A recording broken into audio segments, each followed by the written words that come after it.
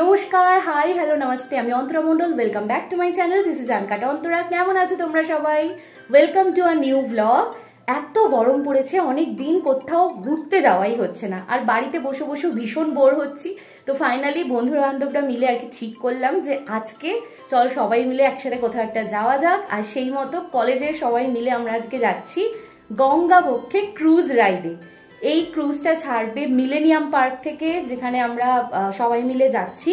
আর সেই জন্যই দেখো অলরেডি হাফ রেডি হয়ে গেছি আর কি। কুর্তিটা পরেছি, সাথে অল্প মেকআপ করেছি, লিপস্টিকটা এখনো পরা হয়নি। এই ক্রুজটাতে আমি বছর আড়াই মতো আগে গিয়েছিলাম ফ্যামিলির সবার সাথে, কিন্তু তখন আমি ব্লগ করতাম না, তো সেরকম কোনো ভিডিও নেই। তো ভাবলাম আবার যখন এখানে যাওয়ার একটা অপরচুনিটি এসেছে, তোমাদের সাথে পুরো দিনটা শেয়ার করি। আর চেষ্টা করবো ডিটেলসগুলো তোমাদের সাথে শেয়ার করার। তোমরা গেলে কিভাবে যাবে, কোথা থেকে টিকিট কাটবে বা কি।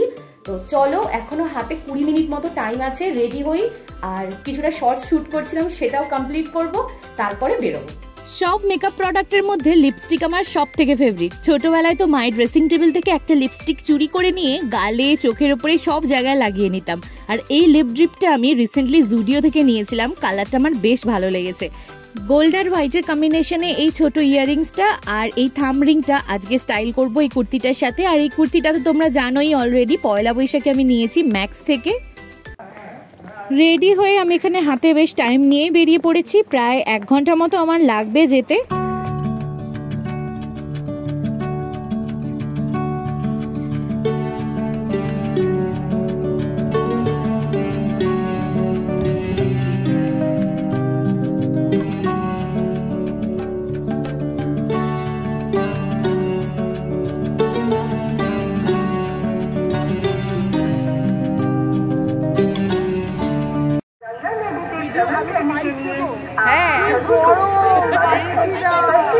তো চলে এসেছি আমি মিলেনিয়াম পার্কের সামনে, এই শিপিং জেটিতে। আর হাতে চলে এসছে টিকিট। পার পার্সন টিকিটের দাম 169 টাকা। আর এই হলো টিকিট কাউন্টার।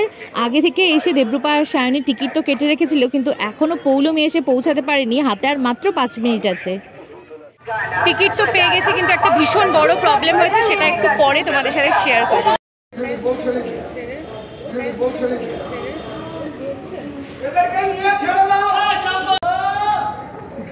ভীষণ একটা খারাপ বিষয় হচ্ছে, কিন্তু কিচ্ছু করার নেই। মানে লাস্ট মুহূর্তে আমরা প্রচুর চেষ্টা করলাম, পৌলমি এখনো এসে পৌঁছাতে পারেনি। আমরা অনেক চেষ্টা করলাম, তো বুঝতে পারছি না, এখন মনে হচ্ছে আমাদের 3 জনকেই যেতে হবে। খারাপ লাগছে ভাই, আমরা বাদে সবাই উঠে গেছে, পুরো প্যাকড আপ। আমরা আর বসতে জায়গায় পাবো না। তো এই দেখো, এইটা হলো আজকে আমাদের হেরিটেজ রিভার ক্রুজ। তো অপেক্ষা করতে করতে আমরা বেশ দেরি করে ফেলেছি, তো ফাইনালি উঠলাম। আর যাত্রা শুরু গঙ্গার বুকে একটা দারুণ সন্ধ্যের উদ্দেশ্যে। যত এগিয়ে যাচ্ছে হাওড়া ব্রিজটা তো আরো কাছে চলে আসছে, আর আশেপাশের বিভিন্ন ঘাটগুলো ছুতে ছুতে আমরা এগিয়ে যাচ্ছি।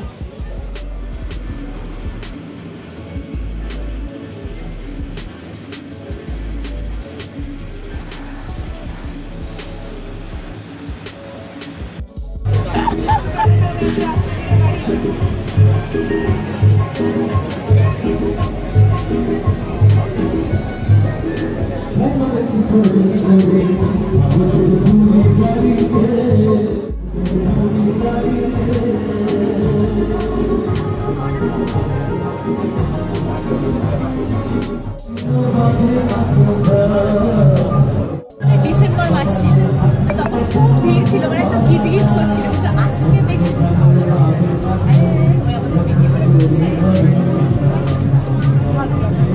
ভিডিও বেশ পরে মনে হয় জ্যান্ত জ্যান্ত খাওয়া।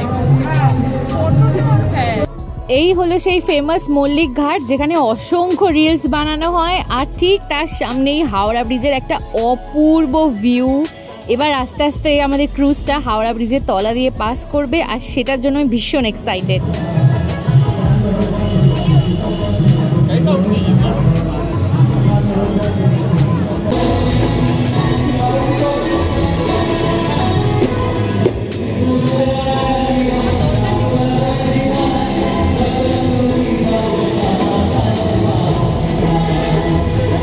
তলা দিয়ে চলে এলাম। সূর্যটা দেখ কি ভালো লাগছে।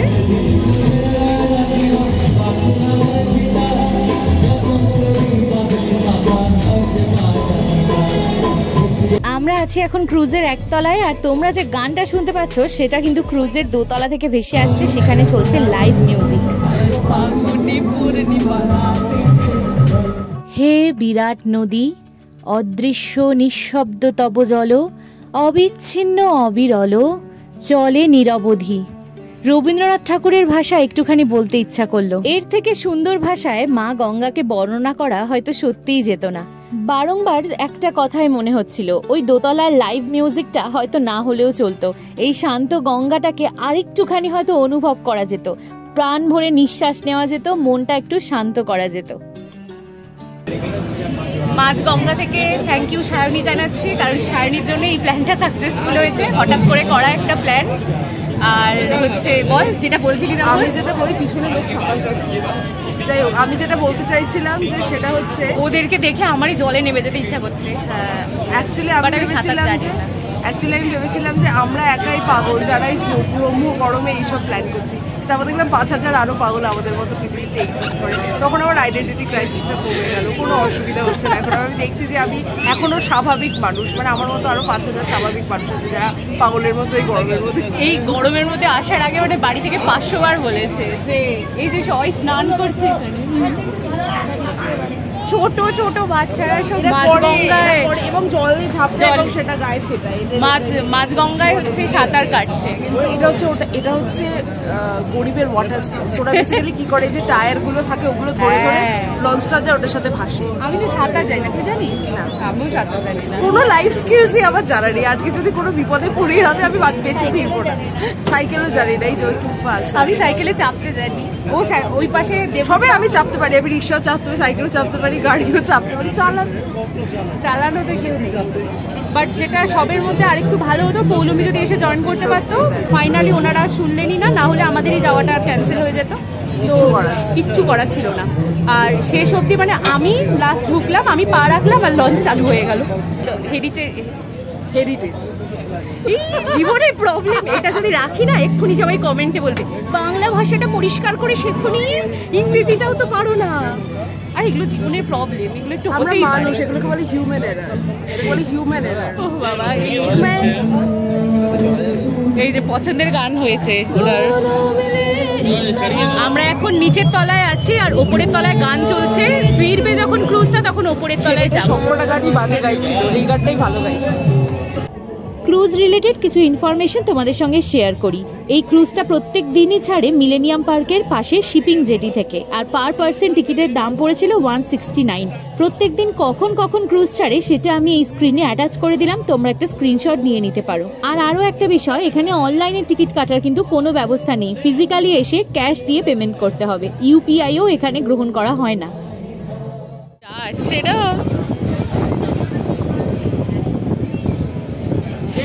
তোমরা ওর জামাটা দেখলে হাওয়াটা ফিল করতে পারবে, জাস্ট লেভেলের হাওয়া দিচ্ছে।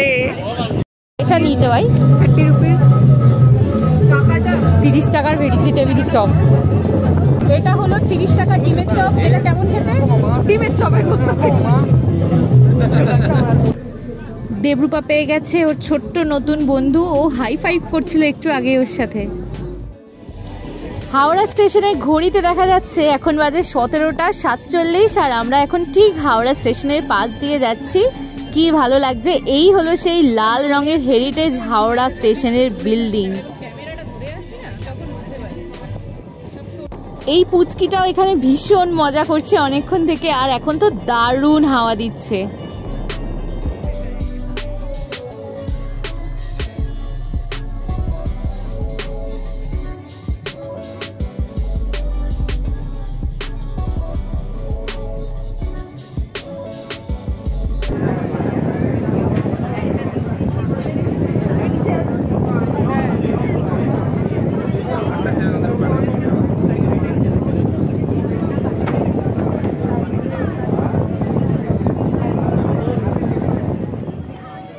তো এই দেখো আমরা এখন যাচ্ছি এগিয়ে এই সেকেন্ড হুগলি ব্রিজের দিকে, আর ভাবছি যে একটু ওপরে যাওয়া যাক।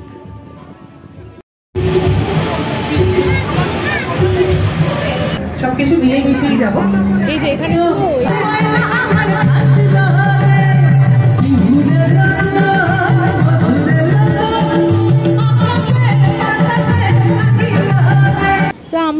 চলে এসেছি রিভার ক্রুজ ক্যাফেতে। আর এই দেখো এখানে প্রচুর ফ্রাইড আইটেমস আছে, এখানে ফিশ, চিকেন, ডিম সব কিছু। আর আমরা একটু ফিশ চপ নিয়েছি, দামটা একটুখানি বেশির দিকে, বাট ঠিক আছে, একদিনের জন্য খাওয়াই যায়। চা কফিও আছে।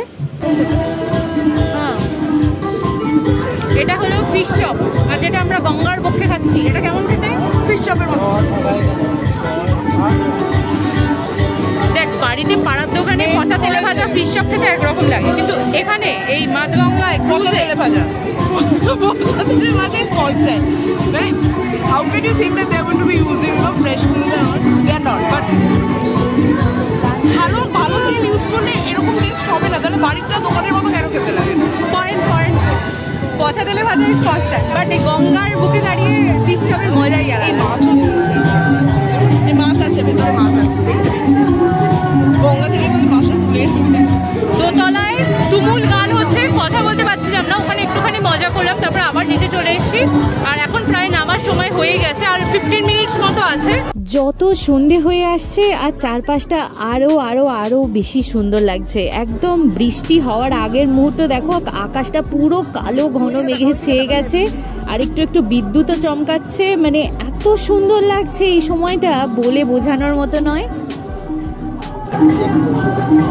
দারুণ মেঘটা লাগছে, মানে লাইটটা কি দারুণ তোর মুখে পড়ছে। আমি ছবি তুলবো এবার, হয়ে গেছে, বিদ্যুৎ চমকাচ্ছে। ওই পাশে ইডেনের আলোটা দেখা যাচ্ছে, আর এই পাশে বিদ্যুৎ চমকাচ্ছে। আমরা ক্রুজে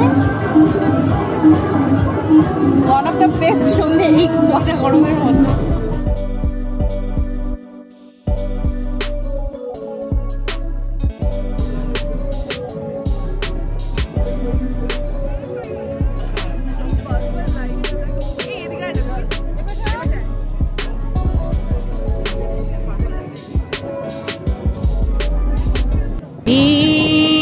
তাই খুঁজি তোমায়, কোথায় এখানে, কোথায় এখানে।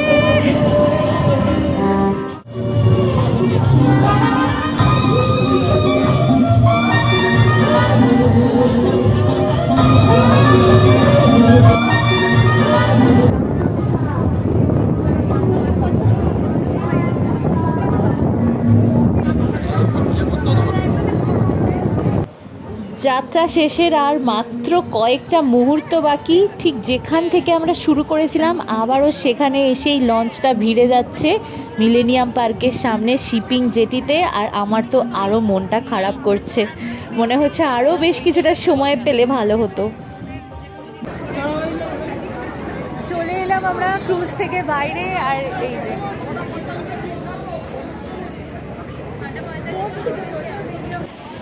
সব আলো জ্বালিয়ে দেওয়ার পর ক্রুজটা যেন আরো বেশি সুন্দর লাগছে দেখতে, তাই না?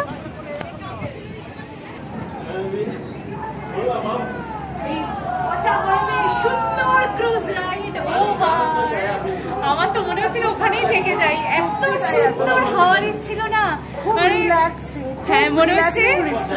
মানে আমি তো বললাম যেটা আমি আগে এসেছিলাম, কিন্তু আবার এসে মানে দারুণ লাগছে, দারুণ বেশি ভালো লাগছে। আর বন্ধু বান্ধবদের সাথে সবসময় বেশি মজা হয়। আর কি বলবো, মনে হচ্ছে না অনেক দিনের অক্সিজেন নিয়ে যাচ্ছি। হাওড়া ব্রিজটা না চলছে রাতে, ওই যে রাতের টিমটিমাতি আলো জ্বালা হাওড়া ব্রিজ, ওটার তলা দিয়ে আমরা এসেছি আজকে। তো আমাদের একটা সুন্দর ক্রুজ রাইড ওভার হয়ে গেল। কি করে টিকিট কাটবেন, কি করে আসবেন, ও সব পরে বলে দেবেন। কাকু তারা দিচ্ছে, আমরা এখন যাবো। এই সাই ফাস্ট ফুড থেকে এখানে লস্যি নিয়েছি, আর এই যে এখানে এখন চিয়ার্স।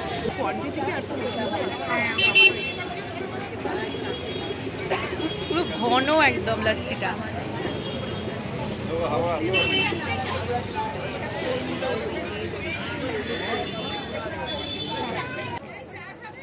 খুব দরকার ছিল এরকম সুন্দর একটা বিকেলের, আর অনেক দিনের জন্য অক্সিজেন নিয়ে আজকে যেন বাড়ি যাচ্ছি বলে মনে হচ্ছে। সাবধানে যাস, টাটা। তো আজকের ব্লগটা এখান থেকেই শেষ করছি। ভালো লাগলে লাইক আর সাবস্ক্রাইব করতে কিন্তু একদম ভুলো না। এখনো যারা ভিডিওটা দেখছো, থ্যাংক ইউ সো মাচ।